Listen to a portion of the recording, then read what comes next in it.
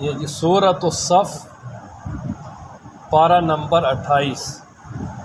نحمدہ و نصلی علی رسولہ الکریم، اما بعد، اعوذ باللہ من الشیطان الرجیم، بسم اللہ الرحمن الرحیم۔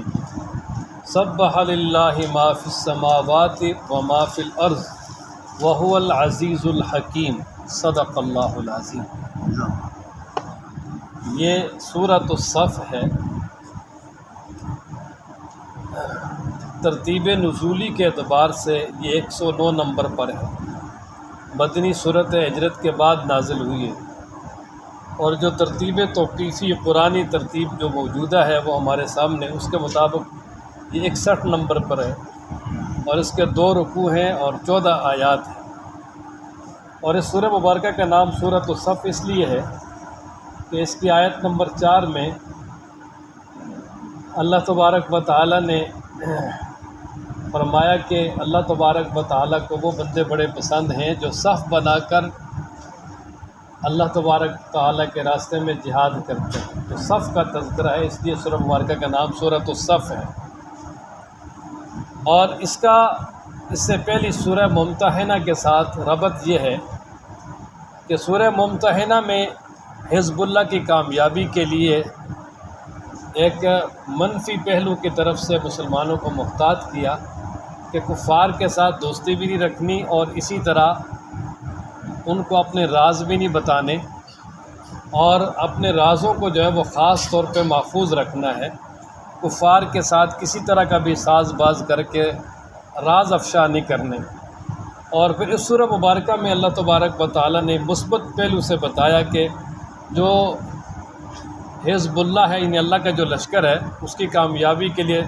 مثبت اعتبار سے شرط یہ ہے کہ وہ دشمن کے مقابلے میں مضبوط ہو کے لڑیں،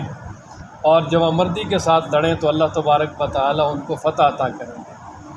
اور پھر سورہ مبارکہ کا مختصر خلاصہ یہ ہے کہ اس کی ابتدا میں توحید کا بیان ہے، اور پھر آگے ایمان والوں کو 3 خطاب ہیں۔ پہلے خطاب میں جہاد پہ سستی پہ تنبیہ ہے، اور دوسرے اور تیسرے خطاب میں جو ہے وہ جہاد کی ترغیب ہے، اور پھر حضرت موسیٰ علیہ السلام اور عیسیٰ علیہ السلام کے واقعات بیان کیے گئے ہیں، ان کا تعلق بھی انہی خطابات سے ہے۔ اب جو سب سے پہلی آیت ہے، اس میں اللہ نے اپنی وحدانیت اور بڑائی کو بیان فرمایا۔ چنانچہ اللہ کریم ارشاد فرماتے ہیں، بسم اللہ الرحمن الرحیم۔ سبح للہ، تسبیح بیان کی، پاکی بیان کی اللہ ہی کی، ما ہر اس چیز، فی السماوات جو آسمانوں میں ہے، وما فی الارض اور جو زمینوں میں ہے، کہ آسمانوں اور زمینوں میں جتنی بھی مخلوقات ہیں وہ ساری کے ساری اللہ کی پاکی اور تسبیح بیان کرتی ہیں۔ وہو العزیز الحکیم، وہی اللہ غالب حکمت والا ہے۔ تو پہلے اللہ تعالیٰ کی پاکی ہے، سبح للہ، اور وہو العزیز الحکیم، اس میں اللہ کی تمجید اور بڑائی ہے کہ ساری مخلوق جس کی پاکی اور بڑائی بیان کرتی ہے، تو پکار اور عبادت کے لائق بھی صرف وہی ذات ہے، کیونکہ اللہ تبارک و تعالیٰ نے ہر چیز کو شعور دیا ہے۔ پتھروں کو شعور دیا ہے، جس ہم سب سے زیادہ بے شعور پتھروں کو سمجھتے ہیں، تو پتھروں کے بارے میں اللہ تعالیٰ فرماتے ہیں بھائی کہ وہ بھی اگر ہم اس پہ یعنی قرآن نازل کرتے ہیں تو وہ بھی جو ہے وہ اللہ کے خوف سے دب جاتے ہیں۔ یہ پیچھے سورہ حشر میں گزرا، اور وہ پھٹ جاتے ہیں۔ اور اسی طریقے سے سورہ بقرہ میں ہے کہ بہت سارے پتھر ایسے ہیں کہ جن میں اللہ کے خوف سے بہت زیادہ پانی نکلتا ہے، بہت سارے اللہ کے خوف سے لڑک جاتے ہیں، گر جاتے ہیں۔ تو ہر چیز میں اللہ نے شعور رکھا ہے۔ خود اللہ تعالیٰ قرآن و مجید میں فرماتے ہیں، وَإِن مِّن شَيْءٍ إِلَّا يُسَبِّحُ بِحَمْدِهِ، ساری چیزیں اللہ کی تسبیح بیان کرتی ہیں، وَلَٰكِن لَّا تَفْقَهُونَ تَسْبِيحَهُ، لیکن تم ان کی تسبیحات کو نہیں سمجھتے۔ حضرت سیدنا داؤد علیہ السلام جب زبور پڑھتے تھے نا، تو اللہ تعالیٰ نے خود فرمایا، یا جبال اوبی مَعَهُ وَالطَّيْرُ، اے پہاڑوں تم بھی اس کے ساتھ پڑھو، اور اے پرندوں تم بھی پڑھو۔ تو پہاڑ بھی پڑھتے تھے اور پرندے بھی پڑھتے تھے۔ اللہ تبارک و تعالیٰ نے ہر چیز کو شعور دیا ہے جی۔ ہاں، نبی پاک صلی اللہ علیہ وسلم نے فرمایا نا کہ یہ اور پہاڑ ہم سے محبت کرتا ہے، تو محبت کے لیے بھی شعور ضروری ہے نا، صحیح حدیث ہے۔ تو خیر، سب سے پہلے اللہ تعالیٰ نے اپنی پاکی اور تمجید بڑائی کو بیان فرمایا، اور اس کے بعد اللہ تبارک و تعالیٰ ایمان والوں سے خطاب کرتے ہیں، یا ایھا الذین آمنوا، اے وہ لوگوں جو ایمان لائے، لم تقولون، کیوں کہتے ہو تم وہ باتیں، ما لا تفعلون، جو کرتے نہیں، یعنی جو تمہارا قول ہے ایسا فعل کیوں نہیں ہے؟ تمہارے قول اور فعل میں تضاد کیوں ہے کہ تم کہتے کچھ اور ہو کرتے کچھ اور ہو؟ فرمایا نہیں، ایسا نہ کرو، بلکہ تمہارے قول و فعل میں تضاد نہیں ہونا چاہیے، بلکہ جو تمہارے زبان پہ ہے وہی تمہارے اعمال میں ہونا چاہیے، تو پھر جا کے جو ہے نا وہ صحیح بندہ مومن بنتا ہے۔ اور اگر ایک انسان جو ہے وہ گفتار کا غازی تو ہے، کردار کا غازی نہیں ہے، تو کوئی فائدہ نہیں۔ اللہ تبارک و تعالیٰ کے ہاں تو کامیابی کے لیے ضروری ہے کہ وہ کردار اور گفتار دونوں کا غازی ہو۔ اور فرمایا کابورا مقتن، یہ بڑی بیزاری والی بات ہے اللہ تعالیٰ عند اللہ، اللہ کے ہاں کابورا بڑی ہے، مقتن بیزاری کی، غصے کی، ناراضگی کی بات ہے، عند اللہ، اللہ کے ہاں، کیا ان تقولوا، یہ کہ تم کہو، ما وہ، لا تفعلون، جو کرو نہ، کہ تم ایسی باتیں کہو کہ جو کرو نہ۔ زبان سے تو تم کہو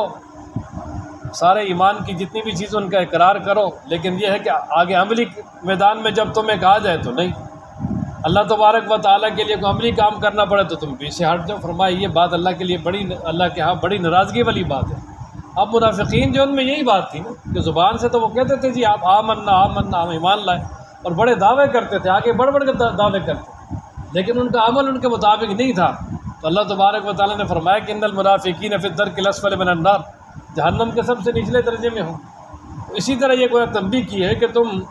جو ہے وہ جو تم کہتے ہو اس کو کرنا چاہیے، ضروری ہے۔ اور بلکہ یہ جو آیات ہیں ان کے شان نزول میں لکھا ہے کہ حضرت سیدنا عبداللہ ابن سلام رضی اللہ تعالیٰ عنہ فرماتے ہیں کہ صحابہ کرام کی ایک جماعت مسجد میں بیٹھی تھی، اور آپس میں یعنی جو ہے نا وہ گفتگو کر رہے تھے، اور یہ کہہ رہے تھے یار اگر ہمیں یہ معلوم ہو جائے نا کہ اللہ تبارک و تعالیٰ کو سب سے زیادہ کیا چیز پسند ہے، تو اس پہ ہم اپنی جان مال نچھاور کر دیں اور ہم اپنی جان کی بازی لگا دیں، بس صرف ہمیں یہ پتہ چل جائے کہ رب ذوالجلال کی رضا کس چیز میں، اللہ کس چیز سے راضی ہیں۔ اچھا یہ گفتگو ہو رہی تھی، اور پھر آپس میں یہ بھی کہہ رہے تھے کہ یار اگر کوئی ہمت کر کے یہ بات نبی پاک صلی اللہ علیہ وسلم سے پوچھ لے، معلوم کر لے، تو لیکن کسی کو ہمت نہیں ہوئی۔ تو ان حضرات کی یہ گفتگو اللہ تبارک و تعالیٰ تو ہر جگہ موجود ہے، اللہ تبارک و تعالیٰ نے سنی، تو اللہ تبارک و تعالیٰ نے وحی کے ذریعے جناب نبی کریم صلی اللہ علیہ وسلم کو مطلع فرمایا کہ آپ کے ساتھی یہ بات کر رہے تھے، اور پھر یہ آیات مبارکہ اتاری، خاص کر یہ جو چوتھی آیت ہے، اس میں پھر اللہ تبارک و تعالیٰ نے فرمایا کہ تمہیں وہ چیز تم معلوم کرنا چاہتے ہو نا کہ جو اللہ تعالیٰ کو سب سے زیادہ پسند ہے، تو فرمایا اللہ تبارک و تعالیٰ کو سب سے زیادہ پسند یہ ہے کہ اللہ کے بندے اس کے راستے میں اس کے دین کی سربلندی کے لیے مضبوط صف بنا کر اور مضبوط جو ہے وہ قوت کے ساتھ سیسا پلائی عمارت کی طرح مضبوط ہو کر دشمن کا مقابلہ کریں۔ فرمایا اللہ کو یہ بہت پسند ہے، اللہ تبارک و تعالیٰ اس کو بہت پسند کرتا ہے۔ اگر اللہ کو تم راضی کرنا چاہتے ہو اور اللہ کی رضا چاہتے ہو تو پھر فرمایا کفار کے خلاف جہاد کرو۔ اور پھر جو ایمان والے تھے انہوں نے پھر خوب ڈٹ کے جہاد کیا، وہ بدر سے شروع ہوئے تبوک تک جو ہے جناب نبی کریم صلی اللہ علیہ وسلم کے ساتھ خوب ہمت اور جوامردی سے جو ہے وہ غزوات لڑے، اور پھر نبی پاک صلی اللہ علیہ وسلم کی وفات کے بعد بھی خلفائے راشدین کے دور میں اور اس کے بعد بھی جو ہے وہ 3 براعظموں تک پہنچے۔ تو گویا اللہ تبارک و تعالیٰ نے اپنی رضا بتا دی کہ رب ذوالجلال کی اگر تمہیں رضا چاہیے تو وہ کس میں ہے جی کہ تم سیسا پلائی عمارت کی طرح مضبوط ہو کر دشمن کا مقابلہ کرو۔ فرمایا نا ان اللہ، بے شک اللہ تعالیٰ، یحب الذین، محبت کرتے ہیں، پسند کرتے ہیں ان لوگوں کے ساتھ، یقاتلون، جو لڑائی کرتے ہیں، جنگ کرتے ہیں، فی سبیلہ، ہی اس کے راستے میں، صفاً، قطار باندھ کر، کأنہم، گویا کہ وہ، بنیان، عمارتیں، مرصوص، سیسا پلائی، کہ جو سیسا پلائی عمارت ہوتی ہے وہ بہت ہی زیادہ مضبوط ہوتی ہے نا، تو فرمایا کہ ایسی جو ہے نا وہ دیوار اور ایسی عمارت بن کر مضبوط ہو کر، یعنی مطلب مضبوط ہو کر دشمن کا مقابلہ کریں، اس طرح کہ بھائی اس میں رکھنا نہ پڑے اور وہ پیچھے نہ ہٹیں، دشمن کو سبق سکھا کے چھوڑیں۔ یہی وجہ ہے کہ وہ انڈیا والوں کے جو آپریشن سندور کے مقابلے میں ہمارے یعنی وطن عزیز کی جب مسلح افواج نے آپریشن لانچ کیا تھا تو وہ بنیان مرصوص تھا، وہ قرآن مجید کسی آیت سے لی ہے، بنیان مرصوص، اور پھر بنیان مرصوص نے اپنا کام کر دکھایا۔ پھر وہ کہتے ہیں نا اسم با مسمہ ہوا، انڈیا کو وہ مار پڑی کہ امریکہ سے جو ہے وہ منتیں کر کے جان چھڑائی۔ تو خیر بہرحال مومن جب بھی ڈٹ جائے تو اللہ کی مدد آتی ہے ساتھ۔ تو کأنہم بنیان مرصوص۔ اور پھر اس سے یہ بھی معلوم ہوا کہ جو انسان اگر واعظ ہے تو اس کو جو ہے نا وہ ساتھ ساتھ عمل کے اعتبار سے بھی بہت مضبوط ہونا چاہیے، عمل کے اعتبار سے کمزور نہیں ہونا چاہیے، بہت ہی مضبوط ہونا چاہیے۔ اور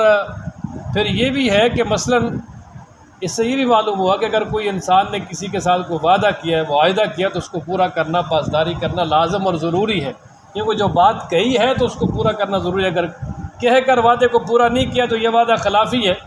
اور یہ منافقین کی نشانی قرار دی آپ علیہ السلام نے۔ فرمانے کہ منافق کی 3 نشانی ہیں، ان میں سے ہے کہ یہ وعدہ کرے گا اس کا خلاف کرے گا، بات کرے گا جھوٹ بولے گا، اور اسی طریقے سے جب اس کے پاس امانت رکھی جائے گی تو خیانت کرے۔ وَإِذْ قَالَ مُوسَىٰ لِقَوْمِهِ يَا قَوْمِ، اب موسیٰ علیہ السلام کا واقعہ بیان کیا جی، اس لیے کہ موسیٰ علیہ السلام نے اپنے جو ماننے والے تھے ان کو جہاد کے بارے میں کہا، اور انہوں نے اس بارے میں ان کی بات نہیں مانی، بڑا پریشان کیا انہوں نے، اور جب نہیں مانی تو اللہ تبارک و تعالیٰ نے بڑے عرصے تک ان کو ذلت اور رسوائی سے دوچار کیا۔ تو اسی طرح فرمایا کہ تم نے ایسا نہیں کرنا، بلکہ نبی پاک صلی اللہ علیہ وسلم کی ہر بات ماننی ہے، اور آپ علیہ السلام کے ساتھ مل کر جو ہے نا وہ اللہ کے راستے میں جہاد کرنا ہے، تمہیں اللہ کامیابی عطا کریں گے۔ اور پھر موسیٰ علیہ السلام کا یا خاص طور پہ تذکرہ کیا۔ اصل بات یہ ہے کہ ہر نبی کو اللہ کے دین کی وجہ سے تکلیف پہنچائی گئی، لیکن باقی انبیاء کو زیادہ تر جو ہے نا وہ تکلیفیں کفار کی طرف سے پہنچی، مخالفوں کی طرف سے۔ اپنوں کی طرف سے ایک آدھ کوئی معاملہ ہو، باقی زیادہ تر تکلیف کفار کی طرف سے پہنچی ہے۔ تو موسیٰ علیہ السلام اللہ کے وہ رسول ہیں کہ جن کو کفار کی طرف سے بھی بڑی اذیتیں ملی، اور بعد میں پھر اپنوں نے بھی بہت پریشان کی، یعنی بنی اسرائیل نے بھی بہت ہی پریشان کی۔ مثلاً جب فرعون سے نجات ملی، موسیٰ علیہ السلام بنی اسرائیل کو وہ یعنی لے کرنے کے لیے وادی سینائی سے، تو آگے بنی اسرائیل نے دیکھا کچھ لوگ جو ہے نا وہ بتوں کی پوجا کر رہے تھے، کہنے لگے جی یہ دیکھو بتوں کی پوجا کر رہے ہیں تو ہمارے لیے بھی کوئی معبود مقرر کرو، ہم بھی جو ہے نا ان کی پوجا کریں۔ اور انہوں نے کہا بھائی پوری زندگی توحید بیان کر کر کے تمہیں یہاں تک لایا اور پھر تم یہی بات کر رہے ہیں۔ اب یہاں سے ہی تکلیف شروع ہوئی۔ موسیٰ علیہ السلام طور پہ گئے کتاب لینے کے لیے، پیچھے سے بچھڑے کی پوجا شروع کر دی۔ اور اسی طریقے سے موسیٰ علیہ السلام نے میدان تیہ میں اللہ کے حکم سے من و سلوہ ان کے لیے آیا، پھر بھی کہنے لگے جی یہ تو کھا ہم تھک گئے ہیں، کوئی اور سبزی ہونی چاہیے۔ موسیٰ علیہ السلام نے اللہ کے حکم سے کہا بھائی کہ دیکھو وہ عمال کا قوم تمہارے اصل علاقے پہ قابض ہو گئی، آؤ میرے ساتھ جہاد کرو، اور جو ہی تم جہاد کرو گے اللہ نے وعدہ کیا فتح پکی ہے، اس میں اللہ کا وعدہ ہے کہ میں فتح دوں گا، صرف تم نے وہاں تک بس جانا ہے، آ جاؤ۔ لیکن وہ کہنے لگے جی وہاں تو بڑی سخت قوم ہے، لہذا ہم جو ہے نا وہ آپ کی بات نہیں مانیں گے، بالکل بھی نہیں مانیں گے ہم۔ نعوذ باللہ، یہاں تک کہا فَاذْهَبْ أَنْتَ وَرَبُّكَ فَقَاتِلَا إِنَّا هَاهُنَا قَاعِدُونَ، ہم یہاں بیٹھے ہیں انتظار کرتے ہیں، آپ اور آپ کا رب جائیں قتال کریں، فتح ہوگی تو آ جائیں گے۔ یہاں تک ایسے الفاظ، یہاں تک کہ موسیٰ علیہ السلام پہ الزام لگا دیا بھائی کہ ان کو بیماری ہے بڑی سخت قسم کی، اس لیے دور جا کے غسل کرتے۔ اللہ تبارک و تعالیٰ نے اس کا بھی جو ہے نا وہ ازالہ کیا۔ تو گویا ہر معاملے میں تکلیف پہنچائی۔ تو اللہ تبارک و تعالیٰ فرماتے ہیں کہ پھر اس کا نتیجہ یہ ہوا کہ موسیٰ علیہ السلام نے ان سے کہا بھی کہ دیکھو اے میری قوم، تمہیں پتہ ہے میں اللہ کا رسول ہوں، پھر بھی تم مجھے تکلیف پہنچاتے ہو، لہذا ایسا کام نہ کرو۔ لیکن وہ اپنی اس سے باز نہیں آئے، تو پھر اس کا نتیجہ یہ ہوا کہ اللہ تبارک و تعالیٰ نے ان کے دلوں کو ٹیڑھا کر دیا، ان کے دلوں پہ مہر جباریت لگا دی، اور اس کے بعد جو ہے نا وہ انہوں نے اتنے ان کے دل سخت ہو گئے کہ انہوں نے اللہ کی کتاب میں ہی تبدیلی شروع کر دی، تو رات کے اندر ہی تبدیلی شروع کر دی، اور پھر اس کے بعد ان کو ہدایت ملی نہیں، یہاں تک کہ پھر عیسیٰ علیہ السلام آئے، ان کے مخالف ہو گئے، ان کو شہید کرنے تک کا منصوبہ بنایا، اور پھر جناب نبی کریم صلی اللہ علیہ وسلم تشریف لائے، آپ علیہ السلام کی ساری نشانیاں ان کی کتابوں میں موجود تھیں، لیکن اس کے باوجود بھی وہ ایمان نہیں لائے، کیونکہ اللہ تعالیٰ نے مہر جباریت لگا دی، ان کے دلوں کو سیاہ کر دیا، اور جب دل سیاہ ہو جائے تو اندر کوئی چیز نہیں جاتی۔ تو یہ امت محمدیہ کے لیے اس واقعے کو بیان کیا کہ تم نے جو ہے اپنے رسول کی اس طرح مخالفت نہیں کرنے کا، تم بھی کرو گے تو تمہارے بھی دل اس طرح سخت ہو جائیں گے، پھر تمہیں برا کام برا لگے گا نہیں۔ الیاذ باللہ۔ فرمایا نا وَإِذْ قَالَ، اور جب کہا موسیٰ علیہ السلام نے لِقَوْمِهِ اپنی قوم کو، یا قوم اے میری قوم، لِمَ تُؤْذُونَنِی تم مجھے کیوں ستاتے ہو، وَقَدْ تَعْلَمُونَ اور تحقیق تم جانتے ہو، تم اندر سے تمہیں پتہ ہے انی رسول اللہ علیکم، بے شک میں رسول ہوں اللہ کا تمہاری طرف، لیکن اس کے باوجود تم مجھے تکلیف پہنچاتے ہو، ایسا کام نہ کرو۔ اللہ فرماتے ہیں فلما زاغوا، پس جب وہ ٹیڑھے ہو گئے، یعنی چوڑے ہو گئے، خوب ٹیڑھے ہو گئے، موسیٰ علیہ السلام کی بات نہ مانی، ان کو تکلیفیں پہنچاتے رہے، تو ازاغ اللہ قلوبہم، تو اللہ نے ان کے دلوں کو بھی ٹیڑھا کر دیا، یعنی پھر ان کو کوئی بات سمجھ ہی نہیں آتی تھی، ہر بات کو وہ ٹیڑھا ہی سمجھتے تھے، یعنی ان کے دلوں کو ٹیڑھا کر دیا، یعنی مہر جباریت لگ گئی۔ واللہ لا یہدی القوم الفاسقین، اور اللہ تبارک و تعالیٰ فاسق قوم کو کبھی بھی ہدایت نہیں دیتے۔ فرمایا وہ فسق و فجور میں بہت آگے بڑھ گئے تھے۔ وَإِذْ قَالَ عِيسَى ابْنُ مَرْيَمَ، اب اس کے بعد حضرت سیدنا عیسیٰ علیہ السلام کا تذکرہ کیا۔ اصل میں ہوا یہ کہ موسیٰ علیہ السلام کو اللہ تعالیٰ نے تورات دی اور بنی اسرائیل کی طرف رسول بنا کے بھیجا، اور پھر موسیٰ علیہ السلام کے بعد حضرت یوشع بن نون جو ہے وہ نبی بنے، اور پھر بنی اسرائیل میں لگاتار مسلسل یعنی انبیاء آتے رہے، اور حضرت داؤد علیہ السلام کو بھی کتاب ملی، وہ بھی بنی اسرائیل کی طرف ہی آئے، اور پھر یہاں تک کہ بنی اسرائیل کے جو آخری رسول ہے وہ حضرت سیدنا عیسیٰ علیہ السلام، اور عیسیٰ علیہ السلام کو یہ جو یعنی انجیل ملی ہے یہ بھی تورات کا ضمیمہ ہے، ان تورات کی ذیلی کتاب ہے، اور جو عیسیٰ علیہ السلام ہے وہ بھی تورات کے لیے مجدد ہے، یعنی تورات کی تعلیمات کو ہی نافذ کرنے والے ہیں۔ کچھ تبدیلیاں اللہ نے کی ہیں کہ تورات میں کچھ احکامات سخت ہیں، ان کو آسان کر دیا، تو گویا کہ عیسیٰ علیہ السلام بھی بنی اسرائیل کی طرف رسول تھے اور تورات کے مصدق تھے، اور اسی طریقے سے جو انجیل ہے وہ تورات کا ایک طرح کا ضمیمہ تھی۔ تو اب عیسیٰ علیہ السلام نے بنی اسرائیل کو مخاطب کر کے کہا کہ اے بنی اسرائیل، اللہ تعالیٰ نے مجھے تمہاری طرف رسول بنا کے بھیجا ہے، اور میرے دو کام ہیں، ایک تو یہ کہ میں تورات کی بھی تصدیق کرتا ہوں، لہذا تورات کو بھی مانو اور اس کی تعلیمات کو بھی مانو، اور جو میری بات ہے، میرا دین ہے وہ تو یعنی گویا بنی اسرائیل کی طرف میں وہی جو یعنی تورات کے احکامات ہیں ان میں جو تم نے تبدیلیاں کی ہیں انہیں کو جو ہے نا وہ صحیح طریقے پہ لے کر آیا ہوں، لہذا تم ایک تو میری بات مانو یہ، اور دوسرا فرمایا کہ میں تمہیں جو ہے نا وہ بشارت دینے آیا ہوں ایک رسول کی جو میرے بعد آئے گا، جن کا نام احمد ہے۔ اب یہ بشارت چونکہ جناب نبی کریم صلی اللہ علیہ وسلم کا تعلق بنو اسماعیل سے تھا، اب عیسیٰ علیہ السلام ان کا تعلق بنی اسرائیل سے تھا، اور عیسیٰ علیہ السلام رسول بھی صرف بنی اسرائیل کے تھے، تو اب بنی اسرائیل یہ نہ سمجھے جی کہ یعنی ویسے سمجھنے والی تو بات ہے ہی نہیں، کیونکہ ان کی کتابوں میں باقاعدہ آپ علیہ السلام کی صفات موجود تھی کہ آخر زمان پیغمبر آئے گا پوری دنیا کے لیے، لیکن وہ یہ نہ کہیں جی کیونکہ انہوں نے کتابوں میں تبدیلی کر لی تھی، اس لیے عیسیٰ علیہ السلام کے جو تعلیمات ہیں ان میں بنیادی تعلیم یہ بھی رکھی کہ عیسیٰ علیہ السلام کے جو مرکزی اعلانات تھے ان میں سے ایک اعلان یہ بھی تھا کہ اے بنی اسرائیل، جس طرح میں تورات کی تصدیق کرتا ہوں اسی طرح میں تمہیں ساتھ یہ بشارت دیتا ہوں کہ میرے بعد نبی آنے والے ہیں جن کا نام احمد ہے، تم سب نے ان کی بات ماننی اور ان پہ ایمان لانا ہے۔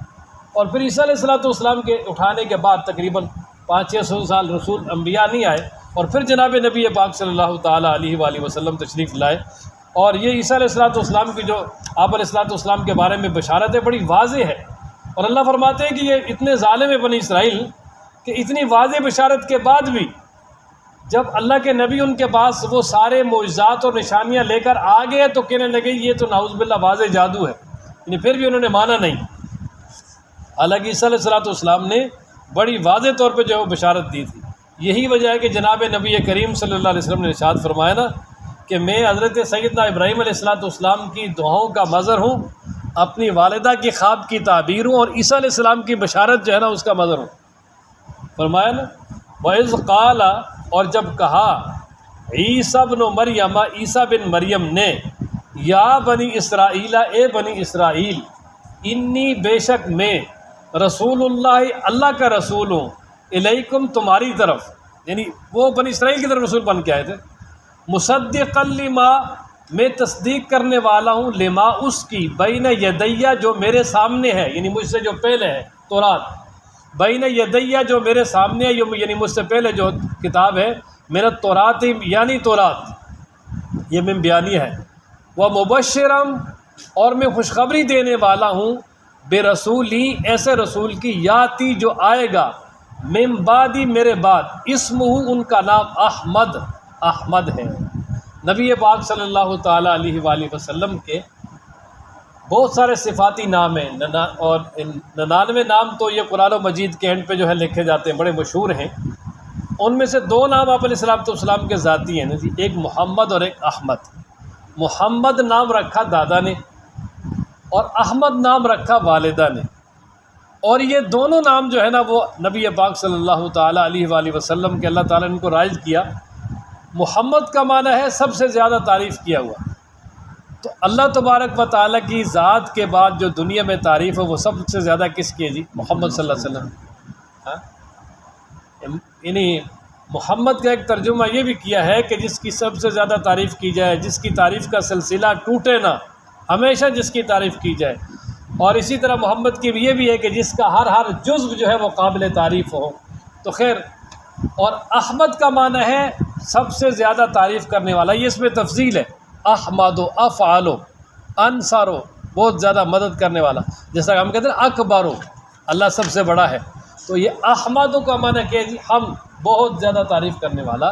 اور کائنات میں سب سے زیادہ اللہ کی تعریف کس نے کی تھی؟ محمد صلی اللہ علیہ وسلم۔ تو اب یہ جو نبی پاک صلی اللہ علیہ وسلم کا نام محمد ہے یہ امت میں زیادہ مشہور ہے، اور جو نام احمد ہے یہ آسمانوں پہ زیادہ مشہور ہے، اور اسی طرح یعنی قیامت میں جو ہے نا وہ نبی پاک صلی اللہ علیہ وسلم کو احمد کے نام سے پکارا جائے۔ قیامت میں، آخرت میں جو نبی پاک صلی اللہ علیہ وسلم کا نام ہوگا مشہور وہ احمد ہوگا، اور اسی طرح آسمانوں میں فرشتوں کے ہاں بھی احمد مشہور ہے، اور جو پہلی کتابیں ان میں جو آپ علیہ السلام کی بشارت ہے وہ بھی احمد نام پہ، اس لیے عیسیٰ علیہ السلام نے بھی جو بشارت دی وہ احمد نام کے ساتھ دی۔ قرآن مجید میں محمد جو ہے نا وہ 4 مرتبہ قرآن میں ذکر ہوا ہے، یہ سورہ آل عمران میں ہے، اور اس کے بعد جو ہے نا وہ سورہ احزاب میں ہے، پھر سورہ محمد میں ہے، اور سورہ فتح میں ہے۔ سورہ محمد اور سورہ فتح میں 4 مرتبہ، اور احمد 1 مرتبہ ہے، یہ سورہ اسم یہاں پر۔ تو فرمایا یاتی من بعد اسمہ احمد فلما جاءہم، پس جب وہ آ گیا ان کے پاس، بالبینات، واضح نشانیاں لے کر، قالو، تو کہنے لگے، واضح نشانیوں سے مراد قرآن و مجید کی آیات بھی ہیں، قرآن بھی ہے، اور دیگر معجزات بھی ہیں، معراج والا معجزہ، شق قمر، چاند 2 ٹکڑے ہونے والا معجزہ، اس طرح کے معجزات بھی۔ فلما جاءہم، پس جب آ گیا ان کے پاس، بالبینات، واضح نشانیاں لے کر، قالو، تو کہنے لگے، ھذا، یہ سحر مبین، واضح جادو ہے۔ نعوذ باللہ، ماننے کے بجائے کہنے لگے جی یہ تو واضح جادو ہے، اور آپ علیہ السلام نعوذ باللہ جادوگر ہیں۔ حالانکہ فرمایا وہ اللہ تبارک و تعالیٰ کے رسول ہیں۔ اللہ تعالیٰ ہم سب کو قرآن پڑھنے، سمجھنے، عمل کرنے کی توفیق عطا فرمائے۔